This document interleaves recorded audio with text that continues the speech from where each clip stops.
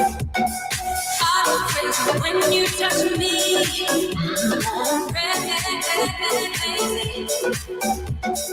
I'm crazy the way you love me. Crazy.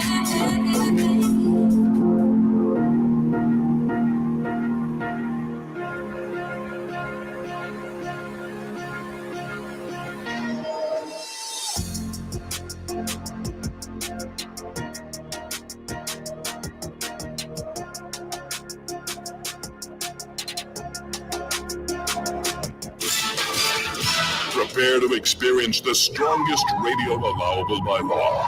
Secrets will be revealed. Myths dispelled. From the studio gym where excuses never apply, it's Superhuman Radio with your host, Carl Lenore.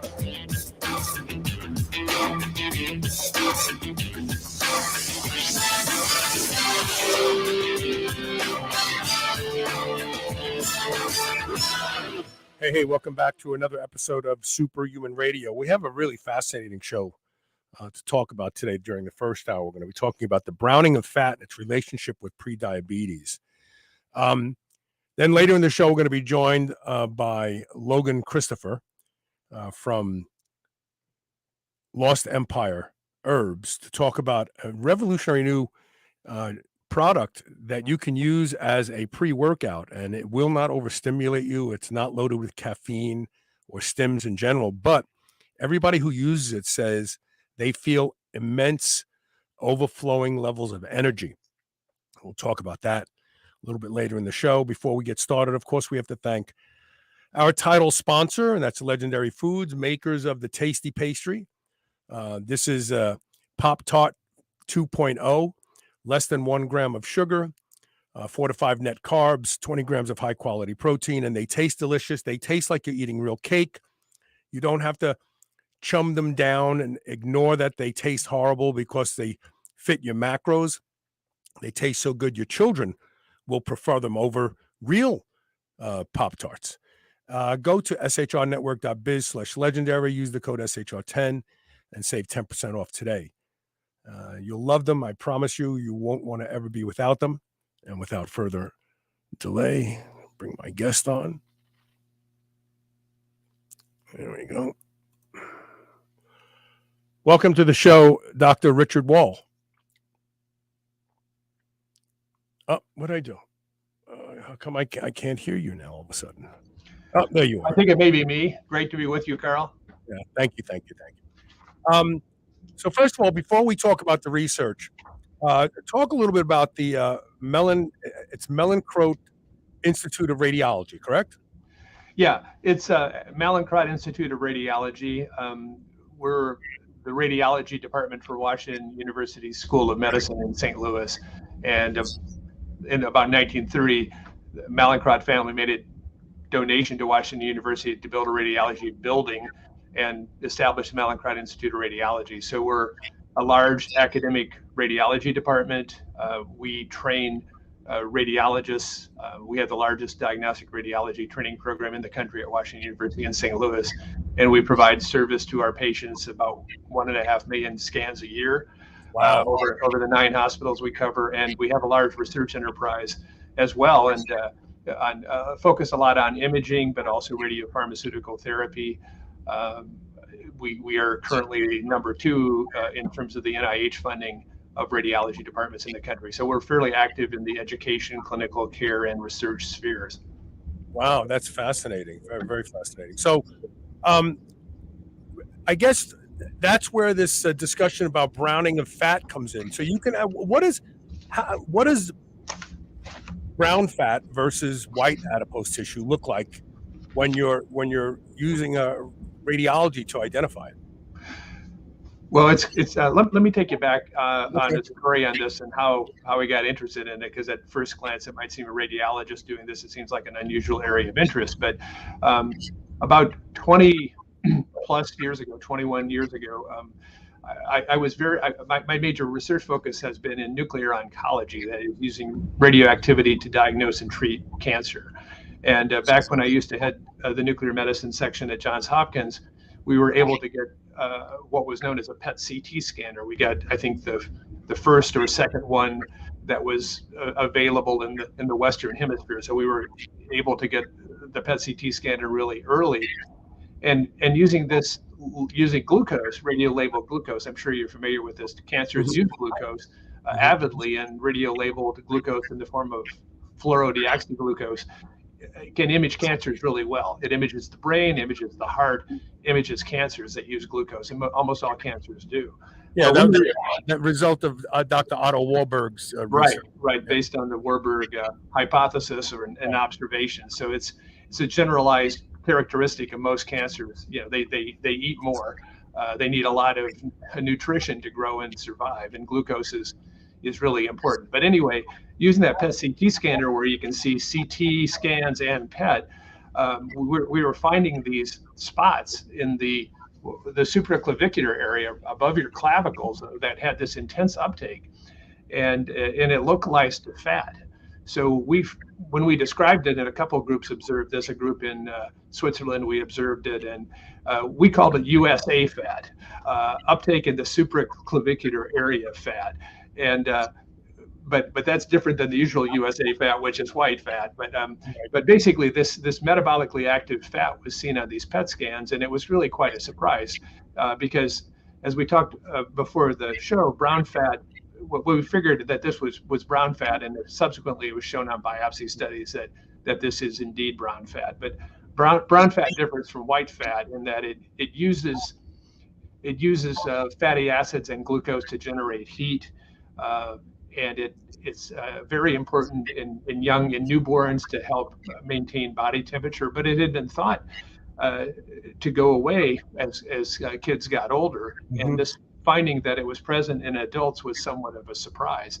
And a number of groups found this. This differs from white fat, which I think you may not be familiar with it, but just based on your exercise regimens and so on. But I'm very familiar with it. White fat stores energy in lipid droplets, and the more fat you've got, basically the more susceptible you are to diabetes, a risk factor, arthritis, lots of reasons not to have too much white fat. But white fat is a storage tissue, and brown fat is really more of a thermogenic or heat generating tissue. So they differ quite a lot. And the other thing interesting about brown fat is it can be sort of turned on and off by various stimuli. Cold can turn it on, and certain so-called beta adrenergic drugs, like epinephrine and other things. Not that you would take them routinely. Well, one of them that I learned when one of the many times I had Dr. Russell Ryder on the show. He's from University of Texas at Dallas, I believe, and he has written extensively his whole career. In fact, he's in his 80s. He's still teaching about the pineal gland and its primary hormone melatonin, and melatonin browns fat. And now browning of fat is browning of fat is transient. Like you said before, like there was a whole craze going on here in the United States because of this one guy who said, "Oh, if you take ice baths, you'll brown the fat, and if you brown fat, you'll burn more calories." The problem is that the stimuli, the cold stimuli, is very short-lived in its ability to brown fat, unless you're the Inuit and you live year-round in these cold weathers. So, but yeah, melatonin browns fat, and maybe there's a relationship between people who get high-quality sleep and people who don't sleep at all because they stay up all night. Are you familiar with that phenomenon with melatonin? I'm not as familiar with that, but some of the things we did observe as we looked at large populations, I mean thousands of patients with cancer, was that there was a periodicity of brown fat expression that was seasonal. So at least in the northern hemisphere, what we found was that there was more visible brown fat on PET scans in the winter than in the summer, so that it would go up and go down. This is sort of random brown fat, but there's sort of like two things. There's sort of brown fat that you see when somebody has just kind of walked in off the street for a scan, versus brown fat you see when you actually make considerable efforts to stimulate the brown fat acutely, like you talk about the ice or cold exposure.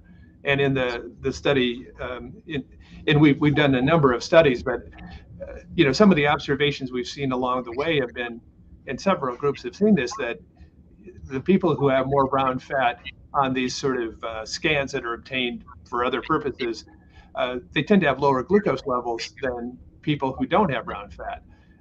And there's some evidence that brown fat transplants in animals can lower glucose levels and have a good effect on diabetes. So there's a lot of interest in brown fat as a target of therapies. But as you say, when you turn it on, it gets very active, but it only can burn so much in the way of calories. And to date, the net caloric expenditure hasn't been as great as expected. And you're not necessarily able to just activate it and lose weight. But there is a lot of interest in it as a target for diabetes control and weight loss, but it so far hasn't really panned out in the way one might hope. Some of the studies we've done over the years have looked at other agents as well. We've looked at other radio tracers, and it turns out that the brown fat is also full of mitochondria. Mitochondria, as you know, are energy burning. And they're well suited to consuming the lipids, and the mitochondria in the brown fat are a little leaky in terms of what happens with their function, and that's how they generate heat instead of maybe instead of ATP. So that's maybe like it's an uncoupling effect, perhaps. That's exactly right, the uncoupling. So we have tracers that we can look at that look at mitochondria, and so we sometimes will see the brown fat on other kinds of scans that are designed to look at the mitochondria in the heart, and can see it on so-called SPECT scans. So, but anyway, so this is our interest in it as radiologists sort of evolved from it being kind of in the way on some of our scans. And let's say, I'm looking for cancer in the neck or in the upper mediastinum, and this brown fat could interfere with our ability to detect things. So a lot of our interest initially was, how do we shut off the brown fat? How do we decrease it? You can warm a patient before they're injected, or you can give them a beta blocker like a propranolol or something that would actually decrease brown fat. So those are some manipulations that are sometimes done to improve the quality of our scans. But the work that we were doing that I think got your interest, and why we're having this discussion, was related to our efforts to stimulate brown fat and measure it. So one of the things about our PET methods and CT scanning is that they are not just imaging methods, but they're also measurement methods. So we can actually measure activated brown fat volumes and their activity using the PET CT scan. So, the work we took on more recently was actually looking carefully at our ability to measure brown fat under conditions of stress, and then redoing it to see, because if you develop interventions to grow the brown fat volume or increases activity, you got to know how reliably you can measure how much there is to tell if there was an increase. In other words, if there's a noise factor of 30%, you'd have to have more than a 30% increase in volume to be confident you'd actually affected a change. So part of our interest really came down to, can we measure brown fat accurately? Can we turn it on? I think in some of our prior studies, we've shown that we can turn it on with cold.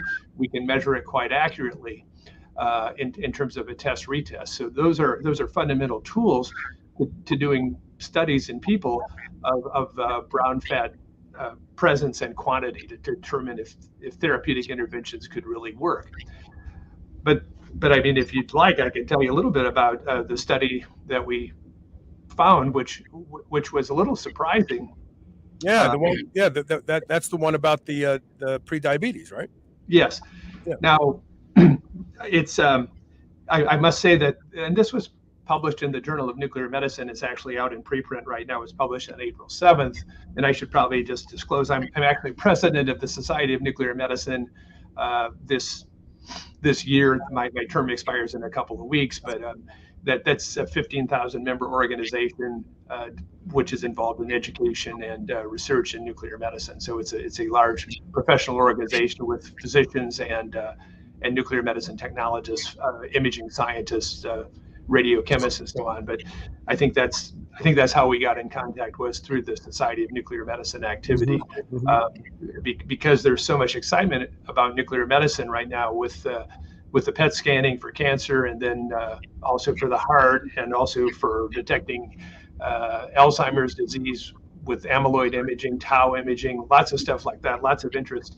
And also the recent approval of radio-labeled therapies for prostate cancer, which target the PSMA target, and scans for these agents. So there's been a lot of activity in nuclear medicine in the cancer space, cardiac space, and dementia space. But so I think there has been a lot of press on these different areas. But in this particular study, back to the activated brown fat, we were taking what we thought were healthy young volunteers, and we were, as part of these test-retest studies, measuring their blood chemistry before we activated their brown fat. And the activation of the brown fat is done with something called a cooling blanket. So we have water flowing through special blankets that go on the legs and over the torso, and cool the patient with a specific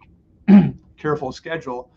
And then after 2 hours of cooling, we inject these were volunteers, inject them with the FDG, and then an hour later do the scans. And so these were healthy young volunteers who were not known to be pre-diabetic. They were selected because they were thin, lean, and they had, and those are the group of patients who are most likely to have activated brown fat. But what we found when we did these scans is, of course, we could measure how much brown fat volume there was, and we could divide these up into the higher, the half with more brown fat and the half with less brown fat. And kind of what we would have expected was that the group with more of a brown fat would have lower glucose levels based on what we've seen in the general population. But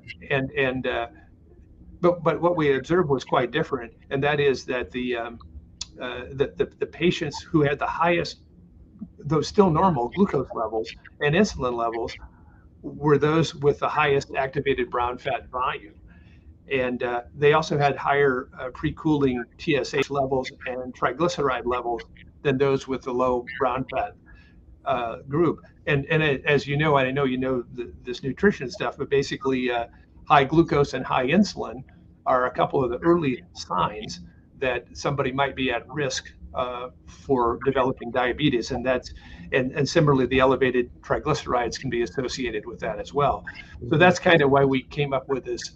And there of course is defined pre-diabetes, and these patients were not, they were in the normal range, so they were not really known to be pre-diabetes. So what we proposed, and these relationships were really very strong. I mean, some of the correlation values were 0.9, which you typically don't see in biological studies, and these were not small numbers of individuals.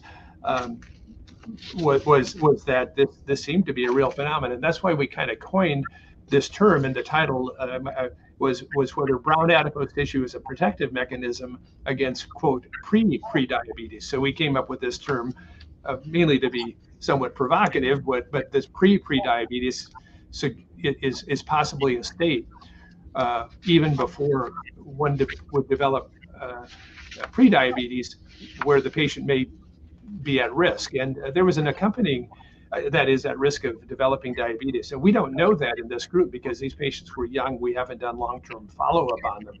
But what we proposed in this article, and there was an editorial about it from others, that could this presence of high volume activated brown fat in someone quite young be a marker of someone who is at increased risk of developing low brown fat later in life and having a higher probability of developing diabetes.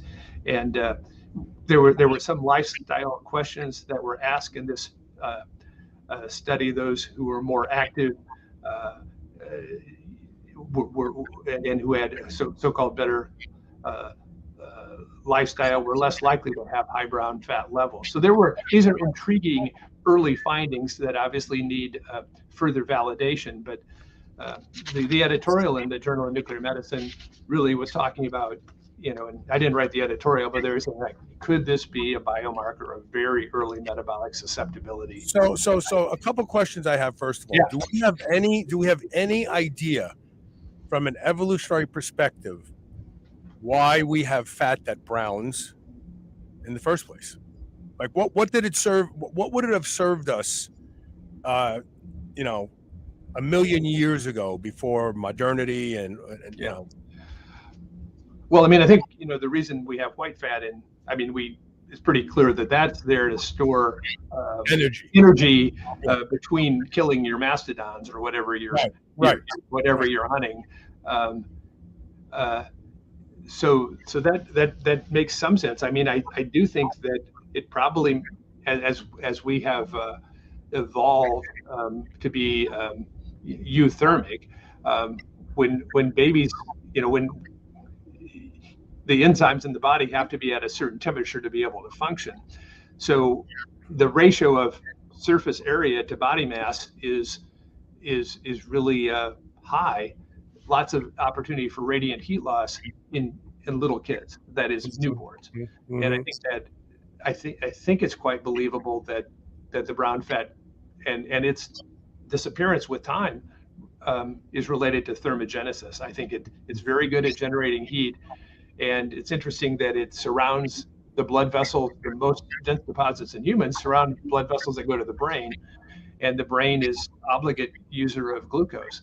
So I would think, that it's reasonable to think that the brown fat evolved for that purpose. Now, there is this sort of beige fat, and that's the stuff that can be interspersed with white fat. And I got to say, it's less clear to me what the role of beige fat is, interspersed in muscle other than thermogenesis. The other thing, when we first started to see brown fat on PET, the uptake was so great that I kind of thought, okay, we've discovered a new endocrine organ, which actually is involved in glucose homeostasis. And that was consistent with the observations in, again, the non-stimulated patients, that higher brown fat is associated with lower glucose levels in those individuals. So there could be, we're kind of describing, again, our numbers, our data are early, but they're compelling. Again, these were healthy, normal adults, 18 or over, 18 to 35, and they had a BMI less than 25 kilogram per meter squared. So they were not obese in any way. How about their sleep? I know you looked at their lifestyle. Did any of them claim to have poor sleep? Good, obviously, because sleep impacts blood sugar and insulin levels, and according to Dr. Ritter's work and the role of melatonin in browning fat, poor sleep could impede melatonin production and could have an effect on the browning of fat. Do you know if they slept well, these people? Well, we didn't specifically ask about sleep, and we didn't measure melatonin. So those are not unreasonable things to look at it as further work is done in this area. And one of the things is, you really, I think, would want to know in young kids how much brown fat do they have? Because one of the things I didn't mention, I think this, is that we've alluded to it. Brown fat was thought to go away in adults, but actually it can not uncommonly be present, and it can be activated, as we showed in our studies, and others have as well. But it does decrease with age. So it's pretty infrequent to see somebody who's 70 or over with brown fat present on sporadic PET scans. So there is a loss of brown fat with aging. Well, and there's a loss of muscle too. So it seems things that as we age, it appears to me that the body starts to compensate for perhaps our inability to hunt as well, or conservation of energy, and we start to look at things that are metabolically expensive, and we say, well, we don't need that, we don't need this because we have to feed it. And I wonder if muscle and brown fat kind of go the same way because they're energetically expensive to maintain. But the other question I wanted to throw at you is, do we ever see visceral fat brown?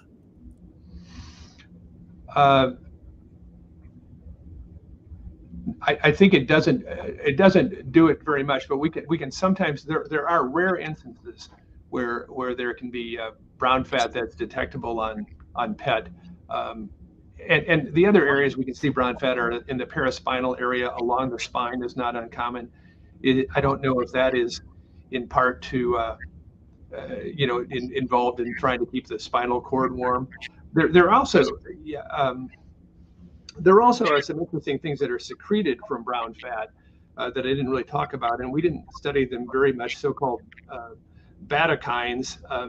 So there are some materials like FGF2, FGF21 can improve glucose tolerance, and there are some. The bat also has some sort of endocrine functions in terms of secreting effectively hormones that can have effects on metabolism. So not everything we're seeing may be a direct effect from consumption of glucose by the brown adipose tissue, but its activation may also be reflective of its endocrine-like functions.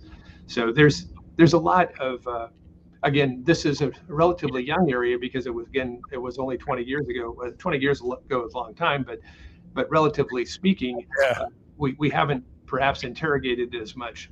The one thing I was going to say, we don't know that much about it in these younger patients either, because in part, it's been difficult to study children with radioactive tracers. In other words, one is very cautious on how much one can give, but there are better and better PET scanners so that these kind of studies can be done with lower injected doses of radioactivity, so not as much has to be delivered. And then, of course, there are other areas, other interests in terms of how one can measure brown adipose tissue non-radioactively. But I think the PET scan with FDG is still sort of the gold standard of how we do these measurements.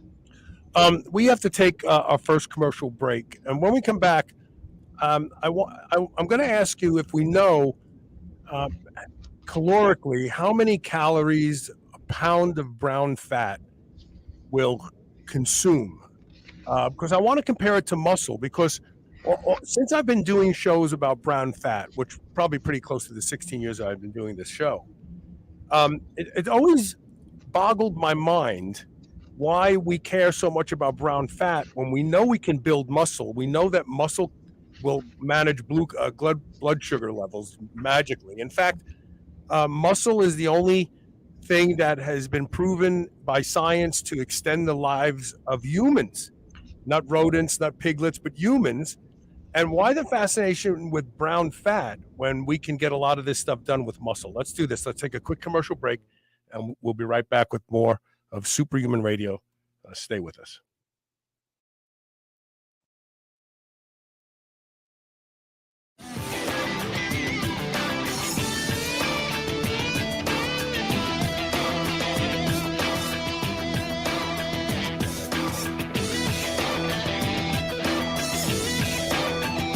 If you've listened to Superhuman Radio for any length of time, you know I'm a big proponent of peptides. One of my favorites is GHKCU, the blue copper peptide. It has the ability to repair and regenerate more youthful expressions of skin cells, reversing the signs of aging. Restore Cell's Stem Cell Awakening Serum, along with their other products, contain potent formulations of blue copper peptide and only the highest quality organic ingredients. Superhuman Radio listeners can now save 25% site-wide. Buy their complete set and receive a free exfoliating cleanser. Go to shrnetwork.biz/blue and use the code SHR25. That's SHR25. Remodel your skin today. The Hercules Pre-Workout from Lost Empire Herbs is like no pre-workout you have ever had before. Completely natural formula designed specifically to optimize workouts, provide quicker recovery time, provide adequate nutrition, and get you away from all those no-good, overstimulating pre-workout supplements on the market today. The Hercules Pre-Workout blend is a mix of extracted natural herbs and mineral pitch. No fake colors, no added flavors, nothing else. Not only will Hercules Pre-Workout formula help your workouts, but you'll likely discover lots and lots of side effects, beneficial side effects. Go to shrnetwork.biz/lostempire today to learn more. Remember those rectangular toaster pastries you used to love when you were a kid? Well, Legendary Foods has just made them better. The new cake-style tasty pastry is like nothing you've ever had before. With 20 grams of high-quality protein and less than 1 gram of sugar, you'll feel like you're cheating, but you're not. Go to shrnetwork.biz/legendary and use the code SHR10 to save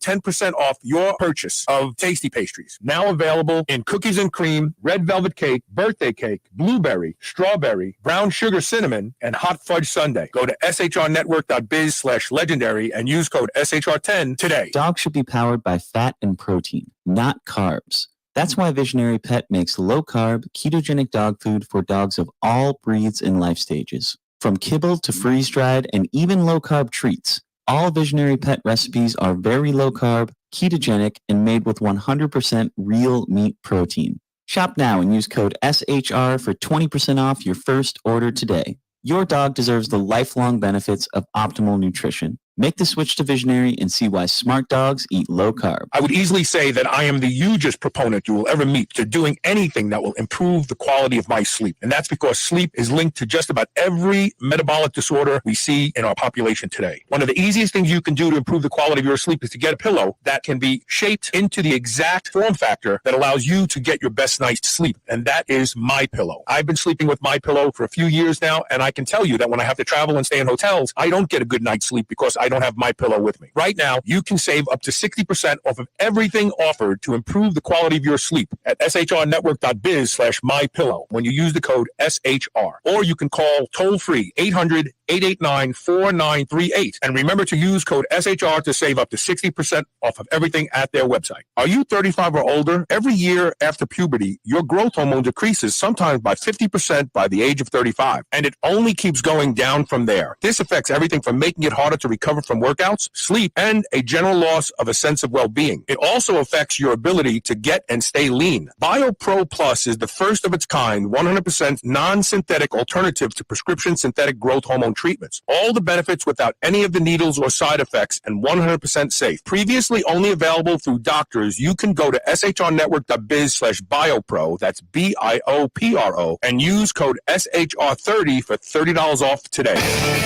Spit that out right now. This is the Superhuman Channel.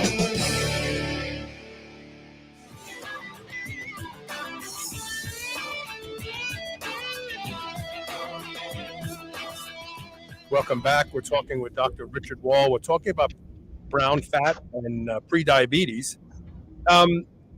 Because the common wisdom would say, well, if you have brown fat, you're managing blood sugar, so you're protected against diabetes. But it sounds to me like early on, if you have a lot of active brown fat, that may be a sign that the body is trying to compensate for something in the future, like your inability to manage your own blood sugar. You think that's where that comes from? That's what we hypothesized. Yeah. Based on our data, that we put it as a question mark, whether this was a marker of quote pre-diabetes.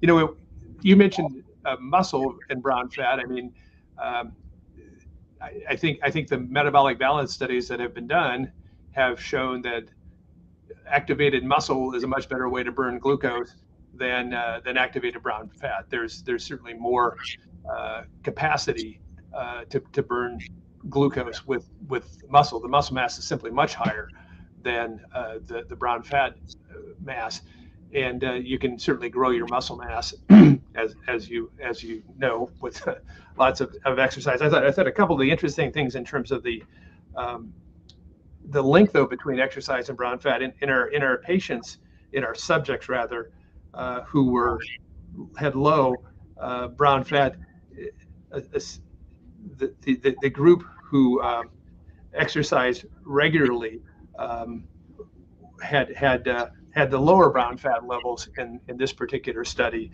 and I think it was 0 of 16 patients who were brown fat low had high exercise.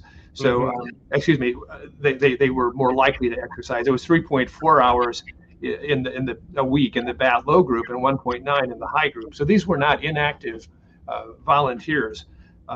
Also, those who were on a more strict diet tended to have lower brown fat than those who sort of had a eat what you want, a sort of a seafood diet, see the food and eat it. So these were provocative. I mean, these are small numbers, but again, interesting observations. But the exercise in this particular group was associated with lower brown fat levels and the better metabolic profile. So yeah, if I had a choice, the other thing is, again, the studies that have shown high brown fats associated with lower glucose levels have been typically in much older patients than this particular group who were quite young. How much it does suggest that the lifestyle can change your brown fat levels, and that this brown fat may be an early protective mechanism. Does sun exposure affect brown fat? I'm wondering if the browning of fat is the result of melanocortin, the melanocortin system. Is that what makes it brown, or is there some other pigment? No, I think the reason it's brown is that it's the high content of mitochondria in the cells, and they have iron in them, as I understand it, and that tends to make them brown. There's so many of those organelles in the cells.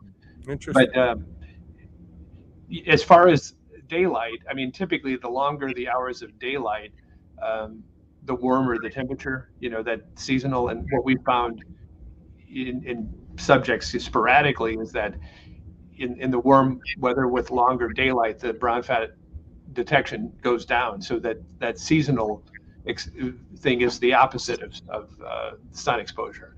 So that's, we did, I just was looking back and at our checklist, and we did actually ask patients about melatonin, but the numbers of patients who were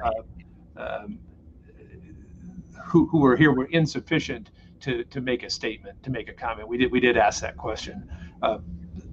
Yeah, and I wouldn't imagine that younger participants would be using melatonin.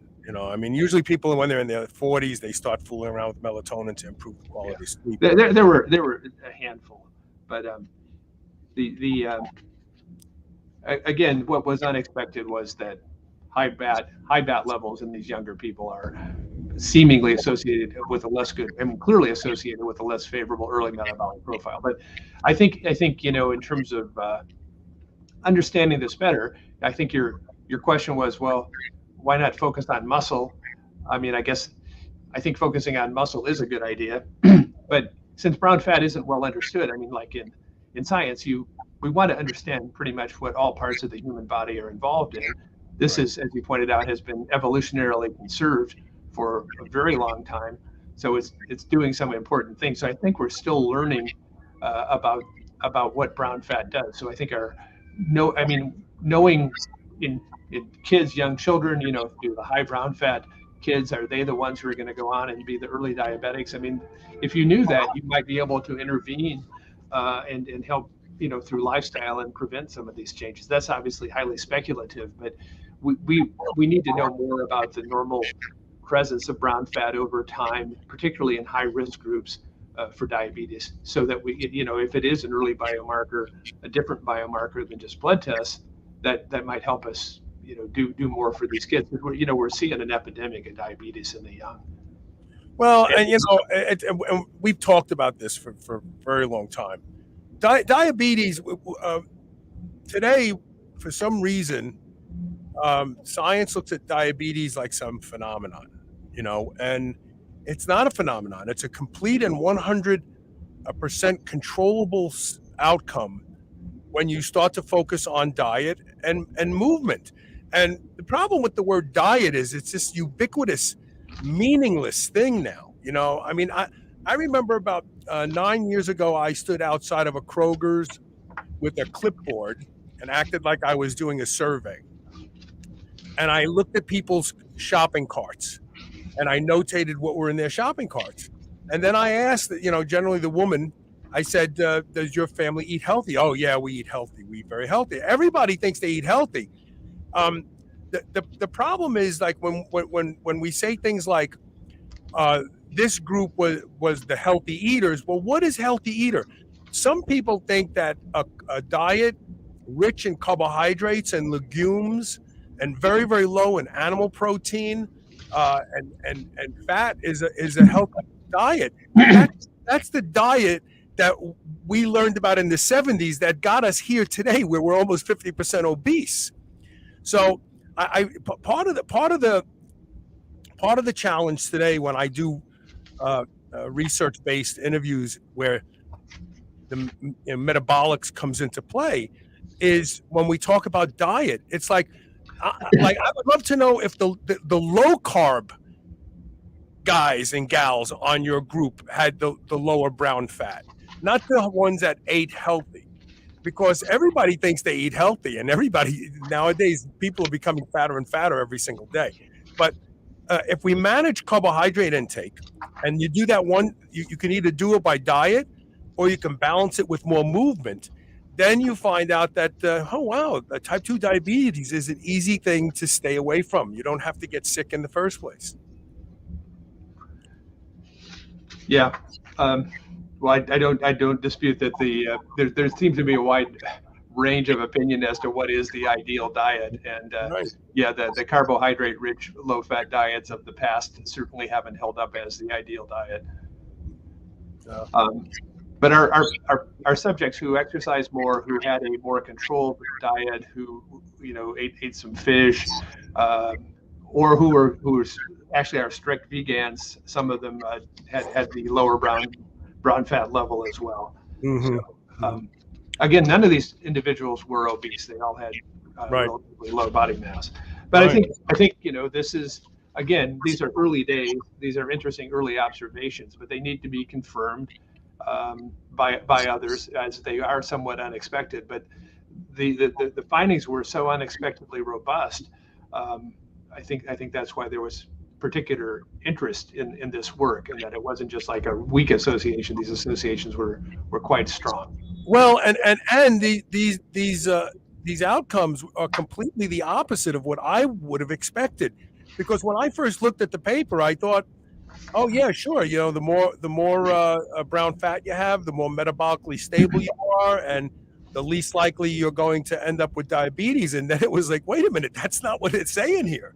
So that alone was shocking to me. I thought I had a clearer idea of the contributions of brown fat, and now and after this, I'm not so sure. Yeah, just to be clear, I mean, just going back, I mean, the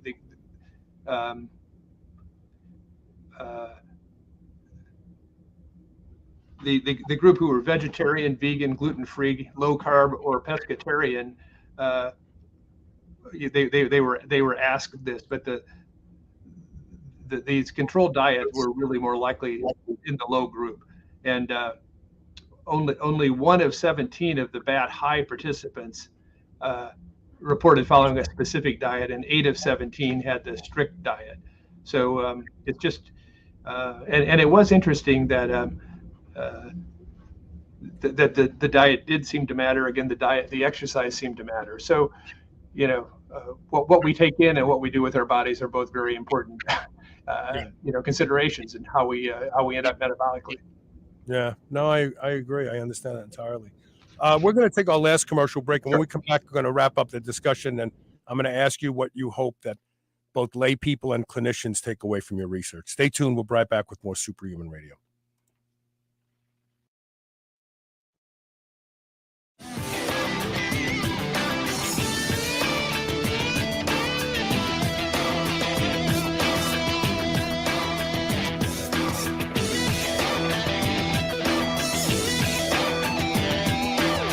How often do you wake up in the morning and instantly wish you had just another hour of sleep? Maybe you didn't get enough sleep, or you have brain fog. Your energy is low, or you just can't concentrate. You run for coffee or an energy drink, but that barely moves the needle. Imagine having control over how you feel and being able to just flip a switch and turn on your brain within 10 minutes of waking up without coffee or caffeine. I've personally experienced this over the past few months since trying Newtopia. Newtopia is the most advanced brain support and cognitive enhancement system that I've ever tried. It's like a chemistry set for your brain. Newtopia specializes in personalized brain supplements, also known as nootropics. Newtopia has raised the bar on the nootropic category beyond anything that exists today. Go to shrnetwork.biz/Newtopia. That's NOOTOPIA and enter the code SHR10 for an additional 10% off. You will not be disappointed in this product. Being superhuman means being conscientious about the choices we make. White Oak Pastures is superhuman when it comes to raising livestock.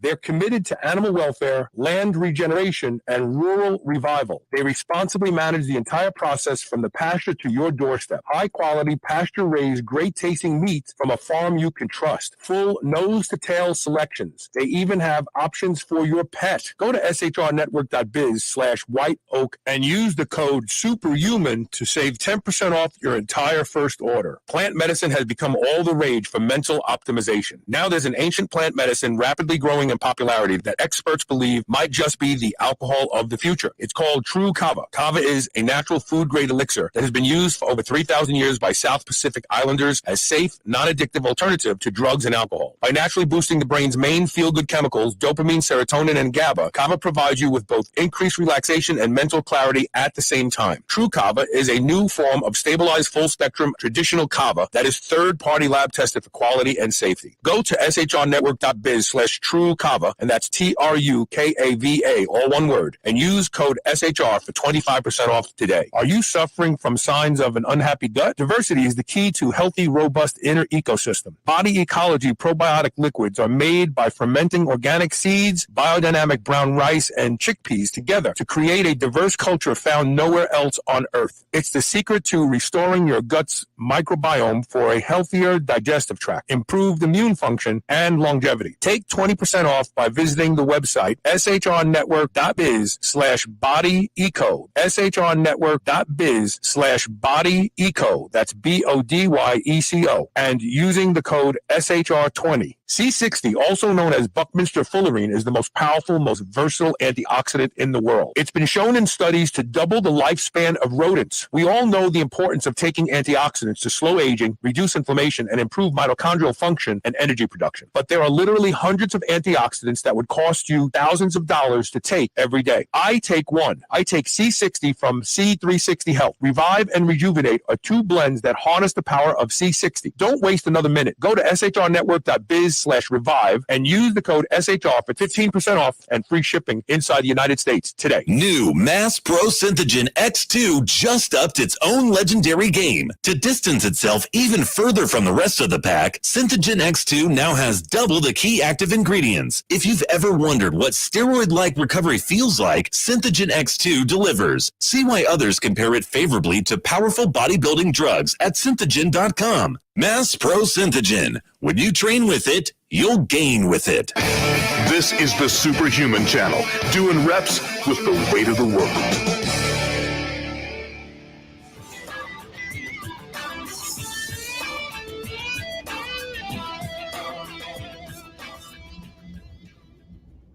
Hey, welcome back. Oh, wrong one. We're talking with Dr. Richard Wahl. We're talking about the browning of fat, its relationship to pre-diabetes. Let me answer this one question real quick that someone posted earlier. Taylor C. says, so does supplementing melatonin possibly help with increasing browning of fat? Yes, that's what Dr. Russell Ritter said on my show probably 8 or 9 years ago. And he is, they call him the godfather of the pineal gland. And he said, yes. And to this day, he still teaches at university. He's in his 80s. He has written 2 new books. He just authored another paper on melatonin, and he takes 80 milligrams of melatonin a night before bed. And he says, as you age, you must take more because the body becomes resistant to it. And so you have to take more to get the same results. That's him. That's what he says. But yes, he did say that it will increase the browning of fat if you supplement with melatonin. Now, what does it matter? I mean, I would be cautious about pursuing the browning of fat unless you know what it's going to do for you that you can't already get or you're not already getting from your current metabolic condition. I mean, you know, that there was a doctor a few years ago. I want to say his name was Jack Cruz, and he had a ridiculous following, and everybody was ice bathing every day. And he said, if you just take an ice bath every day, you will lose body fat because you will brown fat, and the brown fat will cause an increase in your resting metabolic rate that will end up making you lean. And it never came true. It's gone. All those people that were sitting in ice baths day in and day out hoping to lose weight, they should have just got up and walked for the same 20 minutes around the block, and they would have done better for themselves. But yeah, it's I don't know that I want to pursue the browning of fat unless I understand clearly what benefits it's going to give to me. So anyway, so what do you hope the public and clinicians take away from your research, Dr. Wahl? Yeah, well, first, I appreciate the chance to be on your show and to, interact with you. I think one thing, just so you know, this is a nuclear medicine technique, the PET-CT technique. If nothing else, people need to know that nuclear medicine is a valuable part of our medical practice, and it's safe and can be done in patients and provides information you know about is detection of cancer. I mentioned some of the other diseases, but also it can help us understand human physiology. And I think we sometimes think about DNA, but we have to think about the whole way people fit together, the whole of the human, and that's one of the things that being able to image the whole body can do. Look at whole body flux and stuff like that. So I think with the PET-CT, I think these findings we have identified are at variance with other findings that have been described with brown fat, and I think they have to be confirmed in another group of patients. So I think our findings are strong, but I definitely want to see them be confirmed. And then if they're confirmed, which I think they will be, one of the key things will be to link these early changes in terms of high brown fat people and low brown fat people who appear to be well, and figure out if these do associate with longer term outcomes in terms of, do they develop diabetes? Do they develop pre-diabetes? If that's the case, then we'd be able to really potentially do some interventions. And I think this just points out, well, muscle's clearly really important, and people who had the best metabolic shape in these studies were those who exercised more and who had the more restrictive diet, pointing to the importance of muscle and diet. I think the brown fat's still important. We need to understand it better. When does it show up in kids? When does it go away?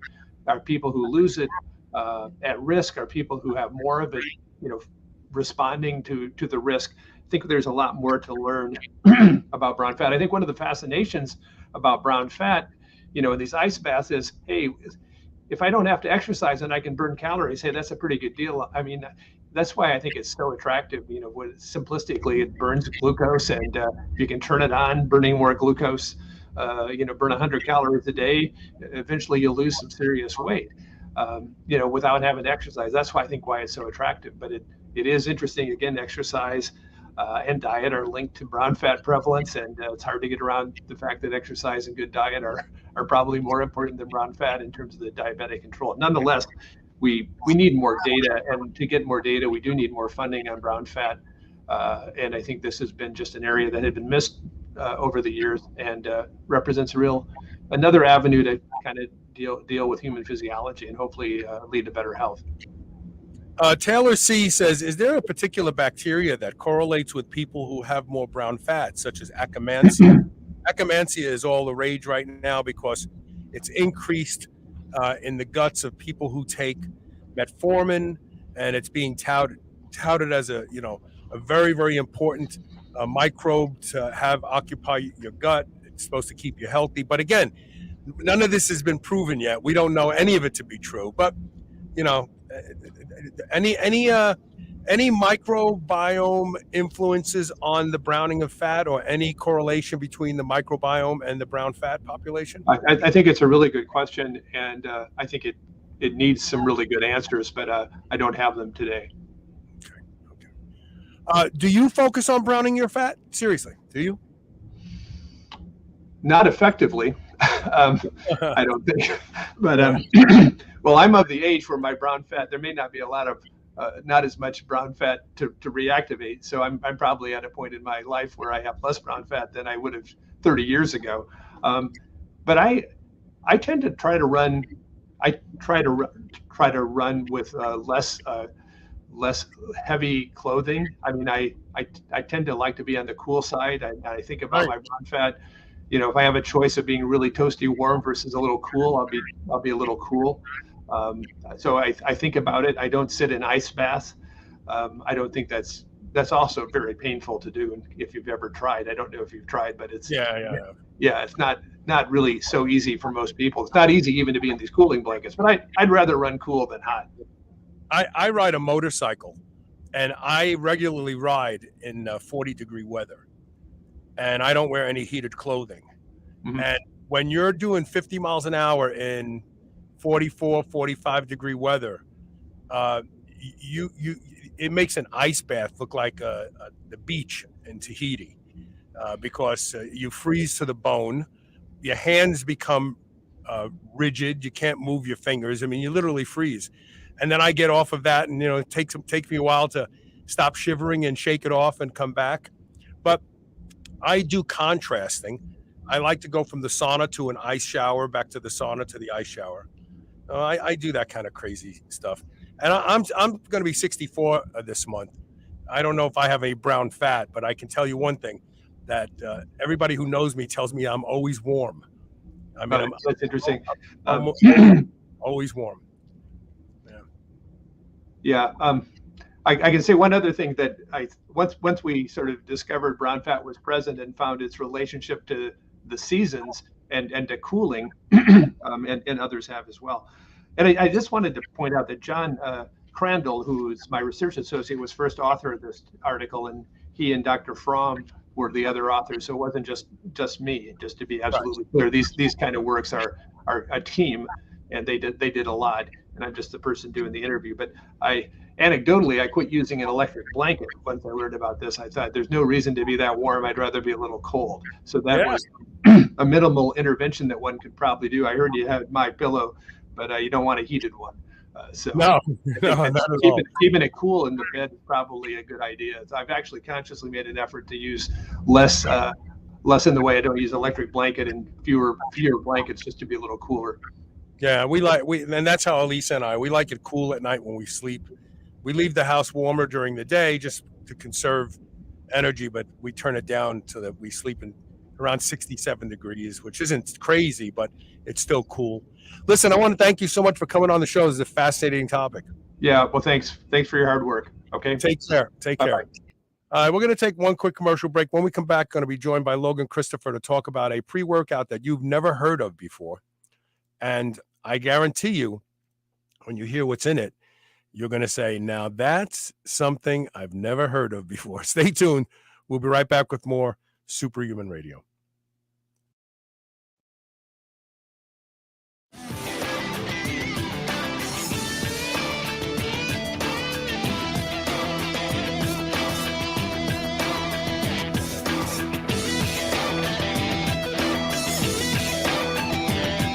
Plant medicine has become all the rage for mental optimization. Now there's an ancient plant medicine rapidly growing in popularity that experts believe might just be the alcohol of the future. It's called True Kava. Kava is a natural food-grade elixir that has been used for over 3,000 years by South Pacific Islanders as safe, non-addictive alternative to drugs and alcohol. By naturally boosting the brain's main feel-good chemicals, dopamine, serotonin, and GABA, Kava provides you with both increased relaxation and mental clarity at the same time. True Kava is a new form of stabilized full-spectrum traditional Kava that is third-party lab tested for quality and safety. Go to shrnetwork.biz/true Kava, and that's TRUKAVA, all one word, and use code SHR for 25% off today. The Hercules Pre-Workout from Lost Empire Herbs is like no pre-workout you have ever had before. Completely natural formula designed specifically to optimize workouts, provide quicker recovery time, provide adequate nutrition, and get you away from all those no-good, overstimulating pre-workout supplements on the market today. The Hercules Pre-Workout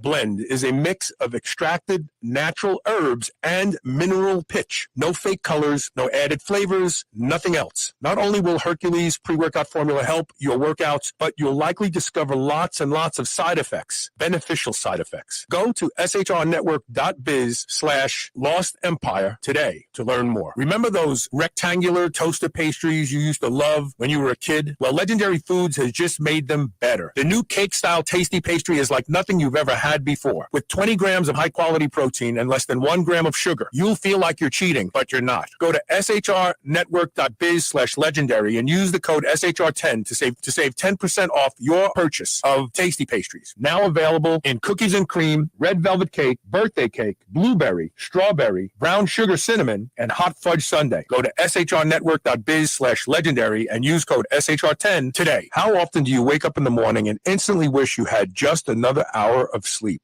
Maybe you didn't get enough sleep, or you have brain fog. Your energy is low, or you just can't concentrate. You run for coffee or an energy drink, but that barely moves the needle. Imagine having control over how you feel and being able to just flip a switch and turn on your brain within 10 minutes of waking up without coffee or caffeine. I've personally experienced this over the past few months since trying Newtopia. Newtopia is the most advanced brain support and cognitive enhancement system that I've ever tried. It's like a chemistry set for your brain. Newtopia specializes in personalized brain supplements, also known as nootropics. Newtopia has raised the bar on the nootropic category beyond anything that exists today. Go to shrnetwork.biz/Newtopia. That's NOOTOPIA and enter the code SHR10 for an additional 10% off. You will not be disappointed in this product. Dogs should be powered by fat and protein, not carbs. That's why Visionary Pet makes low-carb, ketogenic dog food for dogs of all breeds and life stages. From kibble to freeze-dried and even low-carb treats, all Visionary Pet recipes are very low-carb, ketogenic, and made with 100% real meat protein. Shop now and use code SHR for 20% off your first order today. Your dog deserves the lifelong benefits of optimal nutrition. Make the switch to Visionary and see why smart dogs eat low carb. New Mass Pro Synthogen X2 just upped its own legendary game. To distance itself even further from the rest of the pack, Synthogen X2 now has double the key active ingredients. If you've ever wondered what steroid-like recovery feels like, Synthogen X2 delivers. See why others compare it favorably to powerful bodybuilding drugs at synthogen.com. Mass Pro Synthogen. When you train with it, you'll gain with it. This is the Superhuman Channel, where we use oxygen for the power of good.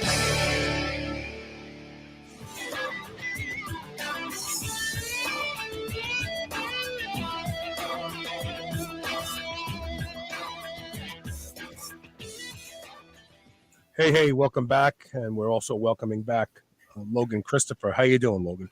I'm doing great. Great to be back, Carl.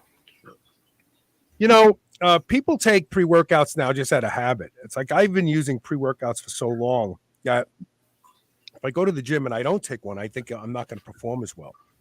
Quite often I perform better without a pre-workout, which is, but yep. I think that's because most pre-workouts are just overstimulating. What do you think? Yeah, I mean, the vast majority of them contain caffeine, which I'd say as a society as a whole is taking a little bit too much of, plus, a variety of other things. And one of the points I want to get across is that pre-workouts can be great. They can definitely be supportive of helping a workout, but many of them at what kind of cost to your health? Like most of the pre-workout space is not the best quality ingredients out there. No. So talk about, how did you come up with the formula for the Hercules pre-workout? Yeah, so this was based off my own experience working with pre-workouts. A friend recommended one that was called C4. Don't remember the company. And the pre-workout worked, but it was this like neon blue color. And even though it said no artificial colors or flavors or anything, it's like, well, how did it become that blue color? So I knew it wasn't the best quality stuff. And my goal was to recreate the effects with using just all natural ingredients. And I've been working with herbs for a while. So I really started formulating, kind of playing around with different things that could give the ability to have more energy for a workout, good like mental focus and concentration, and just plain feel powerful and increased work capacity. So with my experience with different herbs, I was combining them in different ways. And ultimately we settled on these 6 different herbs as a formula for Hercules. Now, none of these have overt stimulating effects. None of these are methylxanthines or any caffeine or anything like that, right? Yeah, there's no caffeine. There's no isolated ingredients. Some of them are definitely stimulating, like Shilajit has some stimulating properties to it. Rhodiola, depending on the sensitivity of a person, like it is a stimulating formula, but it's not stimulating in the way that most people are used to off of caffeine or this other stuff. So let's go through the list. The first one is one that when you first talked about it on the show, I was shocked. I was like, wait a minute. Yep. The first one is black ant. Talk about that. Yeah, so this is a specific species of ant called the Polyrhicus ant that comes out of China. Most people have heard of ginseng as an herb. It's one of the most popular herbs in the world, but they'd pull up ginseng roots and these ants would be crawling around on it. The thing is that ant is known as a better chi formula, chi or energy than ginseng itself. This is one herb that when a lot of people take it, and we're using the Chinese definition of herbs, which is plant materials, mineral riches, metals, whatever people can take to have some benefits out of them. So obviously it's an insect, but we still call it an herb. This is one where people will feel usable energy oftentimes right away. So by itself, it's really good pre-workout. So that I knew, like, first things first, this was definitely going to be in the formula just for that energy that it provides. Now, what does it mean, mineral pitch? I've never heard that term used before, pitch. Yes, so that's referring to the Shilajit specifically. Shilajit is a mineral pitch that comes out of the Himalayan mountains that's very minimally processed. It has some names. When I first heard these names, I'm like, oh, I want to try that. It's called the Destroyer of Weakness and the Conqueror of Mountains. Like, what more do you need to know than hear those things? Cool. So this one's really great. Like, Destroyer of Weakness, obviously that plays a role in strength training or whatever, and Conqueror of Mountains, that has to do with its kind of endurance qualities, that it can really help free up energy in the body.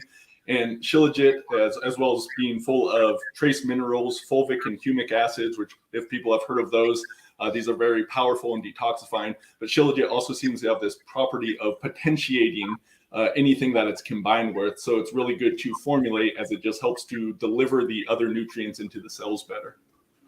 What is Merrell root? So Merrell root it's a not very well-known root that was used a lot by Russian athletes. They were also some of the leaders on the research around rhodiola.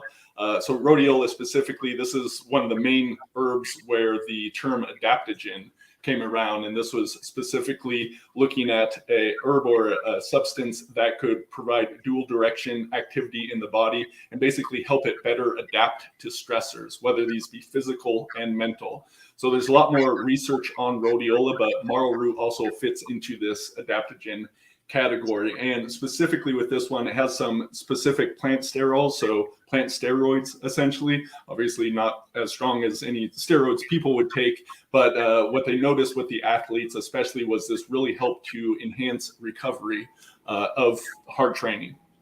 Okay, this next one I've never heard of, Cistanche. Yeah, no, you said that one right. That's good. So Cistanche is one of my favorite herbs. This was the favorite herb of Genghis Khan. It is primarily known as like a sexual stimulant, being helpful. It has some nicknames of Cistanche in your pants and the stalk enlarger. So some people actually notice some effects with that. It helps with blood flow to the groin region. And specifically, there's not much research on this, but it seems to help with nitric oxide, which has effects in both workouts as well as sexual performance as well. So Cistanche, it's just one that kind of like makes you feel good. It's one of our most popular herbs. We sell it singly on Lost Empire herbs as well. And it's just very popular among our customers because it gives you that like manly feeling. And I knew I wanted to include this in the formula because it gives that kind of like driving power that you need for a good workout.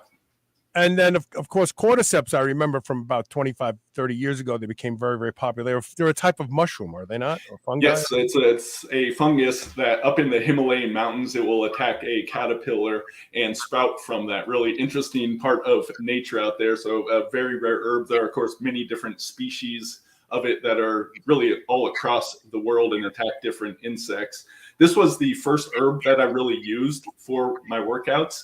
Where I took cordyceps as, it became popular when some Olympic athletes were taking this as well as other ones.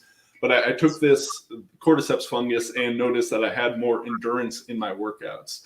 So this is having those adaptogen qualities, and specifically in Chinese medicine, it's really good for the lungs and helping with the ability to breathe. So that's how it plays a role here in the pre-workout formula.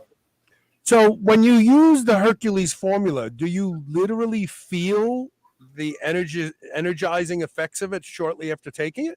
Yes, for me, I definitely feel amped out. So I'm more sensitive than most people. I've been working with herbs a long time and really kind of focused on building my sensitivity. So some people are more sensitive to herbs and the effects that they may have. So I feel increased energy in my body, and like it's kind of like an energy that wants to be used, which is really useful for a workout, right? Sometimes you can have too much energy, and if you don't have an outlet for it, it's not necessarily great.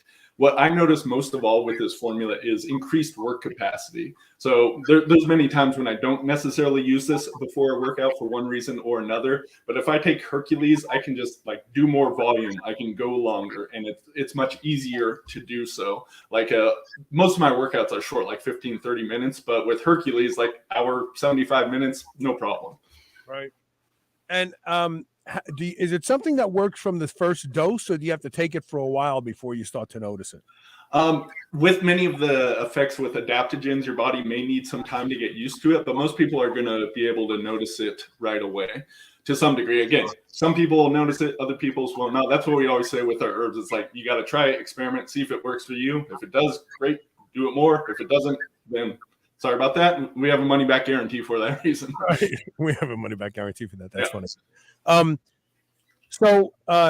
Is it something that if I train in the evening I can use, or will it hurt my sleep?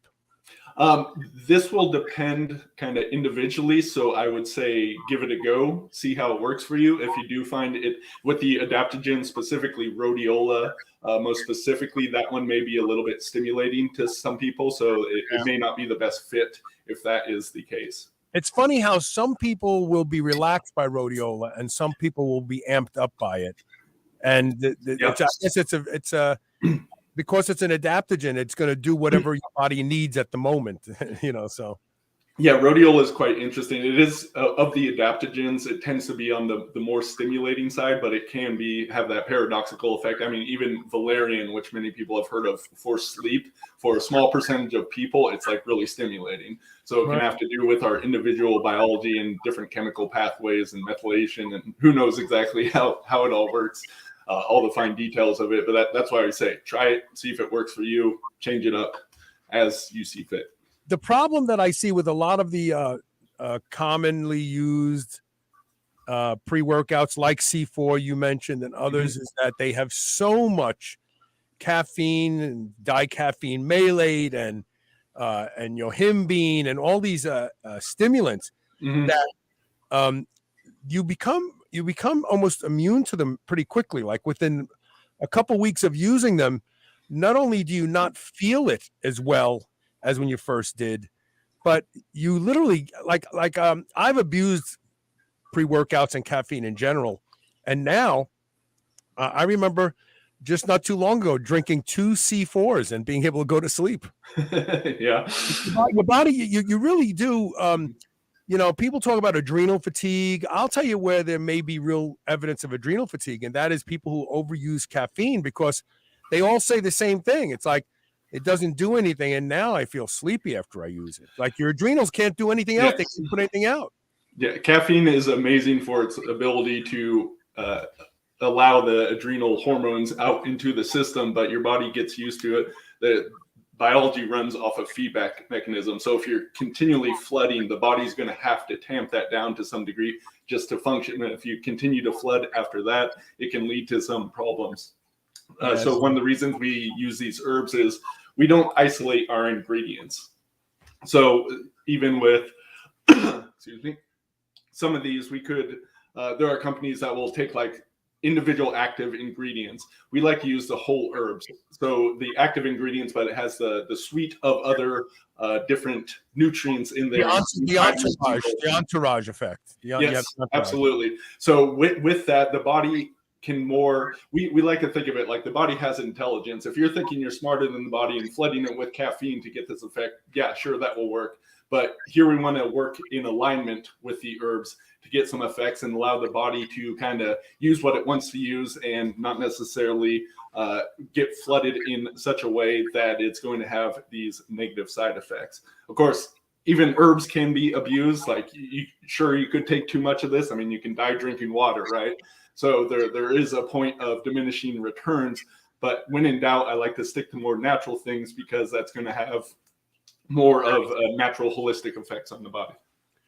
For those of you listening to the podcast, if you go to shrnetwork.biz/Lost Empire, you'll be taken to a page where you can read about the Hercules Pre-Workout. And if you decide to buy it, use the code SHR to save 15% off.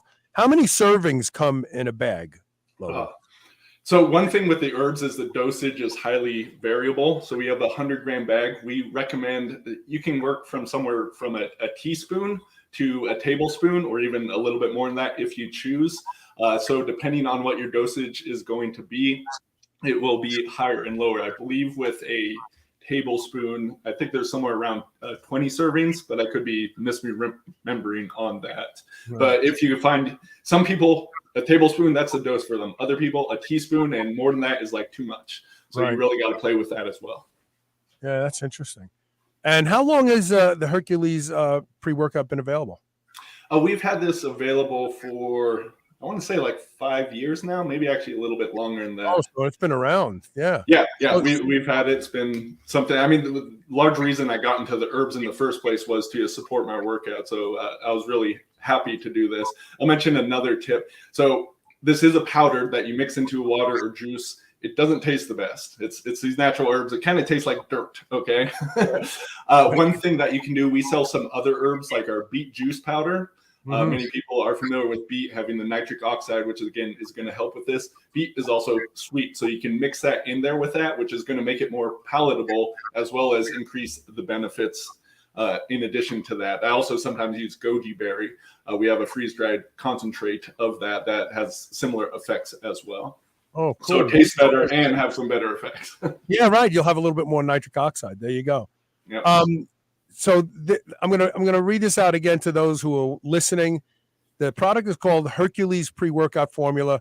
It has no direct stimulants in it, no caffeine, no methylxanthines, no yohimbine, none of that stuff. It derives all of its energy-producing effects from well-established Chinese herbs, and I mean these are traditional Chinese medicine. This stuff's been around for thousands of years. It's been used. It's not like something that somebody just read about in a study and said, "Oh, I'm going to turn it into a pre-workout." Go to shrnetwork.biz/Lost Empire, LOSTEMPIRE. Use the code SHR for 15% off, and check out the Hercules Pre-Workout Blend. I've tried to stay away from caffeine because it's destroyed my life. Yeah. I wonder if now you kind enough. I just realized you sent me some of that black ant powder. Could I just use that as a pre-workout? Yeah, absolutely. A lot of our customers, and as I said, that was kind of my starting point. Like I was taking that, and I was like, okay, how can I formulate this? So that by itself is a good pre-workout formula. So absolutely give that one a shot. I am. I'm going to try it, and then I'm going to get myself some of this too because I like the part about where you said where it kind of makes things grow in your pants there. Yeah, I never like to promise that because it certainly doesn't work for most people, but we do get reports back from our customers. One of the funnier stories. So herbs that work for athletics help for sex because you're working with the same functions Yeah, predominantly, right? So I remember hearing from a customer who got an erection during a workout without like trying to. Because of the pre-workout. That's so funny. Yeah. Well, that's a good thing. That's a good thing. Very, very good thing. And of course, thanks again for continuing to be a sponsor. Show Logan and Lost Empire some love because they make shows possible. The content we deliver is exclusively made possible by our sponsors. So whenever possible, please patronize them. Again, shrnetwork.biz/Lost Empire and use the code SHR for 15% off and get your Hercules pre-workout product today. Thanks for being here, Logan. Thank you, Carl. It was a blast. Talk soon. Oh, wait, we have a question from somebody. Hold on. I don't like to leave people. Hey, Carl, can you please ask Logan how I can speak with him via phone call? Is your telephone a number on your website? No, that goes to our customer service.